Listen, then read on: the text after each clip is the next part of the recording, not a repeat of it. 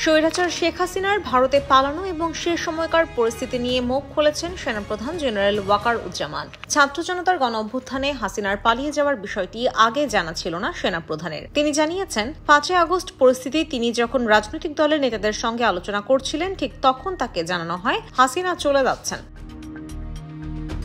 সেনাপ্রধান এও বলেছেন, শেখ হাসিনা দেশে থাকলে তার জীবনের ঝুঁকি ছিল, পরিস্থিতি খুবই উত্তপ্ত ছিল।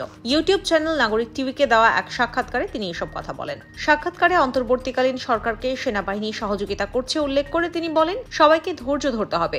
16 বছরের জঞ্জাল 16 দিনে তো মিটবে না। সেনাবাহিনীর মধ্যে এখনো অনেকে শপথে রয়েছেন, তাদেরকে সরানো হচ্ছে না কেন? এমন প্রশ্নের জবাবে তিনি বলেন, এখনো তদন্ত চলছে, তদন্ত শেষ হলে অবশ্যই ব্যবস্থা নেওয়া হবে। অনেক ইস্যু আছে যেগুলো তদন্ত হচ্ছে, এজন্য তারা সময় নিচ্ছেন। প্রমাণ লাগবে, প্রমাণিত না হলে কারো বিরুদ্ধে ব্যবস্থা নেওয়া যায় না। এই কাজটি একটু ধীর প্রক্রিয়া চলছে। এখন দেখা যাক, বেশ কিছু জিনিস আছে যেটা তাদেরকে করতে হবে। সেনাবাহিনী এখনো কেন ব্যারাকে ফেলে যাচ্ছে না, তাদের এখন মাঠে থাকা উচিত কিনা, এই প্রশ্নের জবাবে জেনারেল ওয়াকার বলেন, যত তাড়াতাড়ি সম্ভব তারা যেতে চান, তবে সম্ভবত তাদের আরো কিছুকাল থাকতে হবে, কারণ পুলিশ এখনো তাদের দায়িত্ব নেওয়ার মতো অবস্থায় নেই। পুলিশ প্রায় অকার্যকর হয়ে গিয়েছিল, এখনো দায়িত্ব নেওয়ার মতো হয়নি। তারা দায়িত্ব নেওয়ার মতো হলে অবশ্যই ব্যারাকে ফেরত যাবে সেনারা, কারণ তারা বেশিক্ষণ থাকতে চায় না।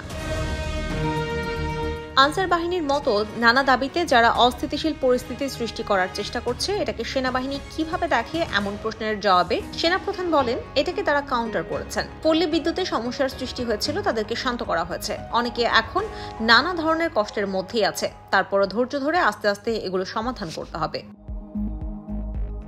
শেখ হাসিনাকে সেফ এক্সিট দেওয়া ঠিক ছিল কিনা, তাকে দেশে রেখে বিচার করা উচিত ছিল, এমন প্রশ্নের জবাবে তিনি বলেন, ওই সময় একটি উত্তপ্ত মুহূর্তে তাকে ওখানে রেখে দিলে সমস্যা হতো। তিনি আশা করেন, একসঙ্গে যদি কাজ করেন তাহলে দেশ সংস্কার করা সম্ভব হবে এবং একটি সুন্দর গণতান্ত্রিক প্রক্রিয়া যাওয়া সম্ভব হবে। ডক্টর ইউনূসের সরকারকে সহায়তা করা হচ্ছে বলেও জানান তিনি।